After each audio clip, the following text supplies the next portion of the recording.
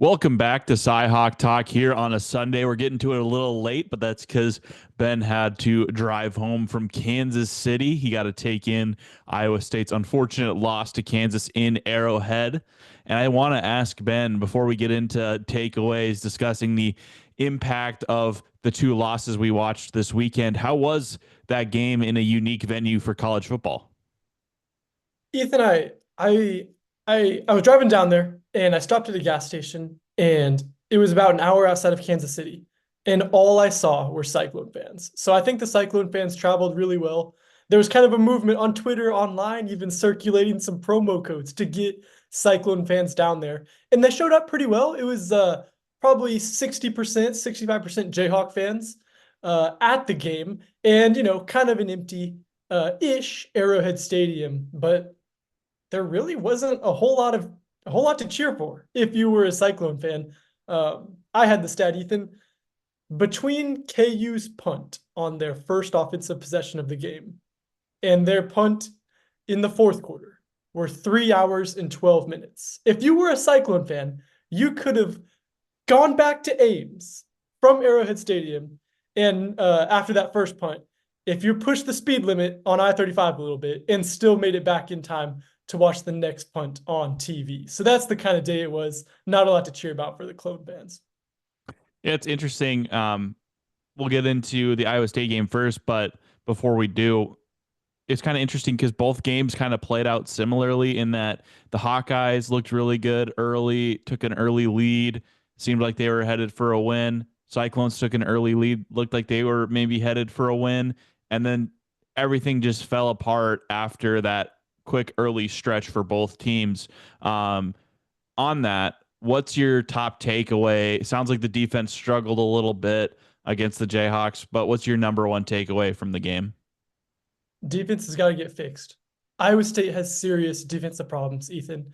And I think the reason a lot of fans were floating out after the game, and what kind of Matt Campbell mentioned, the obvious reason is all of the injuries. There were many freshmen, sophomores, inexperienced players out there in critical moments. But Iowa State's dealt with that all year. And going into the game, it had been the top ranked scoring defense. Um, Over the Cyclones' first, I think, 6 games, they were giving up like 11 points a game. And over their last 3, it's up around 30 points a game on average for this defense. So something has changed since this bye week. You can point to the young guys being out there, Ethan, but I also wrote about more experienced players like Malik Verdon, John Tez Williams, Jonathan Cooper. Those guys had kind of independent moments where they struggled defensively too. So I think there's a lot of finger pointing to go around when you give up 45 points, and you can say, hey, there's problems if the Cyclones are going to get this thing back on track. And it seems like most of those issues were by no fault other than their own. I think so. I mean, when you give up 45 points, there's going to be instances where John Tez Williams has a miscommunication. Maybe that's a thing where it's a young guy. He goes on a corner blitz and nobody picks up his man for a wide open 26-yard touchdown. You're going to have a situation where somebody gets caught with their eyes looking in the backfield. KU burned them on a 60-yard touchdown there, Ethan. So, I mean, when you give up 45 points, there are instances where you point to and say, hey, that's just a missed assignment.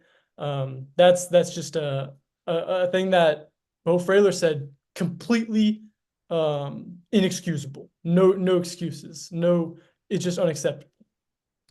Before we get to the Hawkeye game, anything on the offense? I mean, I'm hearing all this bad about the defense. The offense scored plenty of points, but didn't get the win. What was your takeaway on that side of the ball? That's a great question because I've hardly written anything about the offense. I mean, when the game is decided by what happens on the defensive side of the ball, but you're right, Ethan. The Cyclones started out with a 99-yard touchdown drive. 99 yards right down the field. And as you said, it set the tone. It said, okay, the Cyclones are here to play. It kind of reversed their first drive struggles, which we talked a lot about.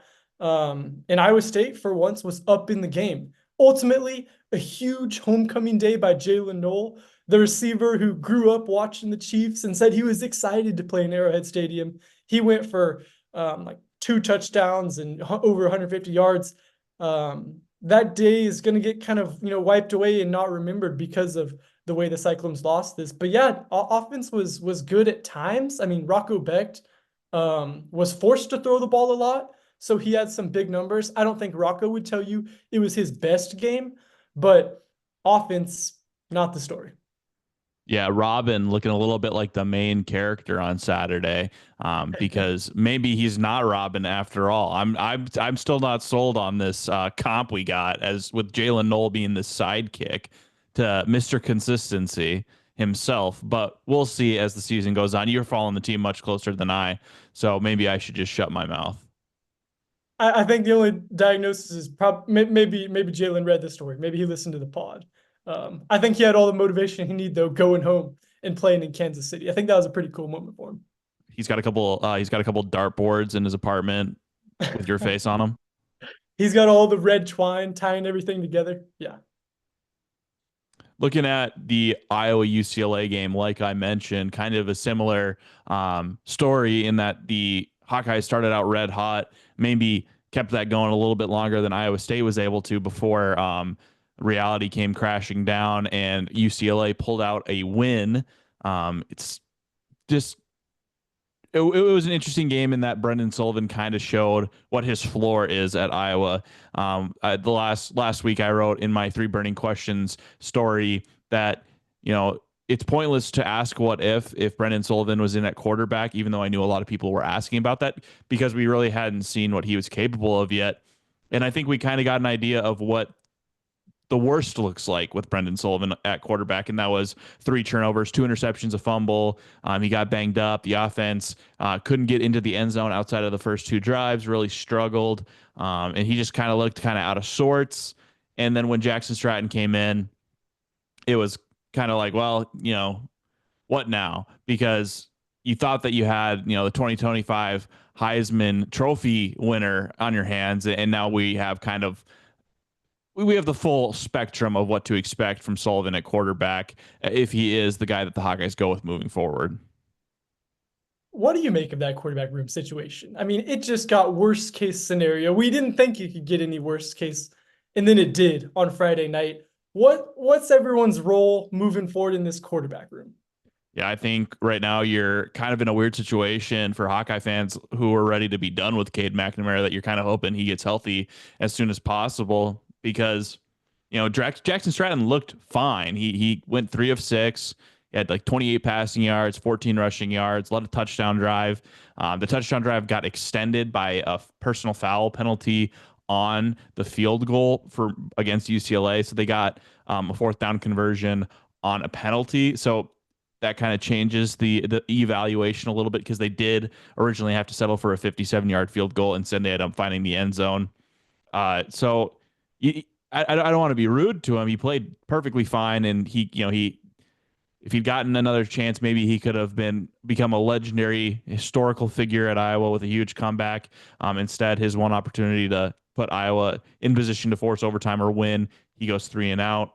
But you don't want to see him under center again this year. You want to see McNamara or Sullivan. Marco Linus, the 3rd string, broke his thumb, so I don't know what his timeline is exactly. It's just incredible that 2 years in a row, Iowa's ended up in a situation in which the quarterback play, due to injury, has gotten to the point that it's at. Yeah, certainly something that Hawkeye fans have gotten used to. Aside from the quarterback situation, which, as we talked about, has maybe defined a large part of this game and this season so far, what were your other takeaways from the UCLA game? Yeah, I mean, Kaleb Johnson finally started to get some discussion for the Heisman and came out with his worst game to date. So I think that's going to put that kind of end that. He's still having a great season, and it's a bummer that it's gonna be the case. Ashton Genty just hasn't had, or Genty hasn't had that down game yet. I think his worst game, he had like 150 yards or something ridiculous. So Kaleb Johnson's Heisman hopes are probably dashed.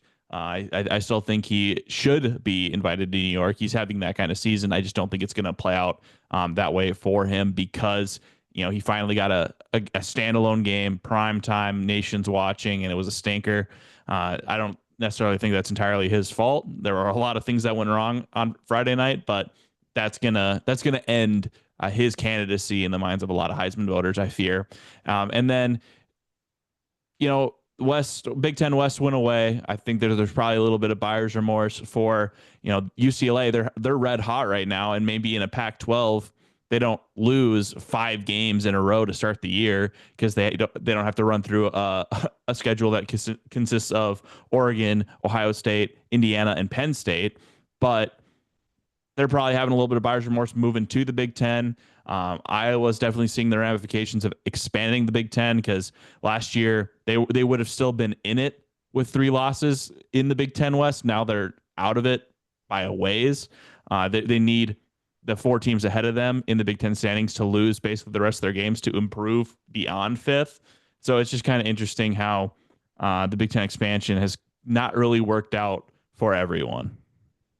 Same situation in the Big 12 with where Iowa State's sitting at right now, Ethan. The 2 teams ahead of them, BYU and Colorado, expansion teams from the past couple of years. Iowa State no longer controls its own destiny. They need help from those 2 teams losing in front of them. And it's a tough situation. Iowa State has its own problems, but the goal all season long has been to get to that first Big 12 championship game win in program history. And now you're going to be scoreboard watching. Talking about having buyer's remorse or maybe realizing the grass isn't greener. BYU, Utah, you see the AD comment from Utah complaining about the officiating. That was it's quite the surprise to see a high-ranking university official speak out against the conference like that. I know, man. I mean, that game is always so emotional, so fiery. It didn't surprise me maybe that that would be the moment that triggers an AD to go up to a podium and kind of bash the officials like that, because you never see it, but only in the Holy War. What a game. We'll get into Ben's playoff-ometer, my QB spectrum, right after this. Welcome back to CyHawk Talk.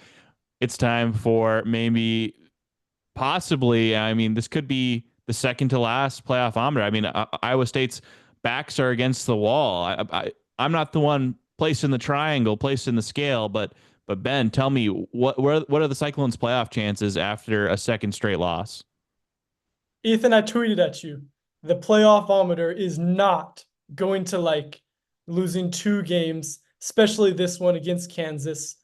I'm gonna give it the gritting your teeth emoji, Ethan, because that's all you can do after 2 losses in a row. After you started out 7-0, Cyclone fans are wondering what the heck has happened to this team and what the heck has happened to the playoff chances. Iowa State completely drops out of the top 25. They were the first team receiving votes, number 26, but I don't think that's any sort of welcome news right now to Cyclone fans. And I'm expecting them to be about that number in the college football playoff rankings, but that's not going to get at you anywhere, Ethan. I think Iowa State's only chance at this point is through the Big 12 championship, in which case they need help. And they didn't get that help from BYU losing last night. Colorado had a comeback victory, so they kind of held serve too, Ethan. I think you can only grit your teeth when thinking about the Cyclone playoff chances, and it's hard not to think about what those were a couple weeks ago. Well, it's interesting that we're kind of in this situation where it feels bad.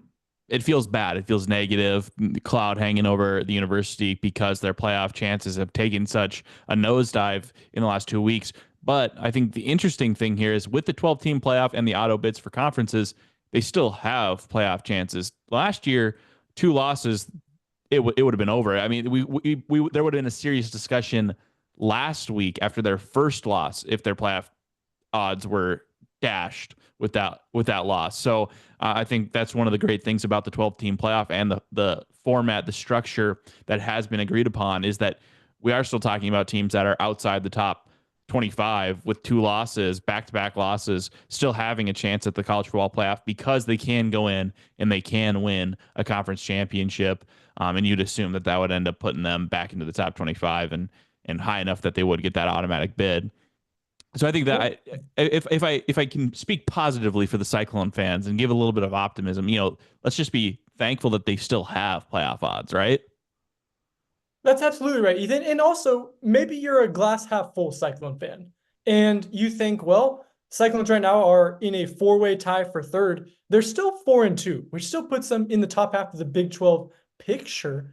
It's possible they could still get there, which is a pretty cool thing for, I think, a lot of Iowa State fans to think about in November. I think where the sourness on my playoff-ometer and generally regarding the fan base right now is the way the last three games have gone. The Cyclones are trending down. Probably their three worst games of the season have been the last 3 weeks, whereas teams like Arizona State or maybe even Kansas State are thinking, hey, 4-2 is not so bad. The Cyclones are saying, oh, 4-2. It's a good place to be where you're freaking out over still having a very successful season, I would say. I mean, there's some teams that would wish to be in that situation, Nebraska.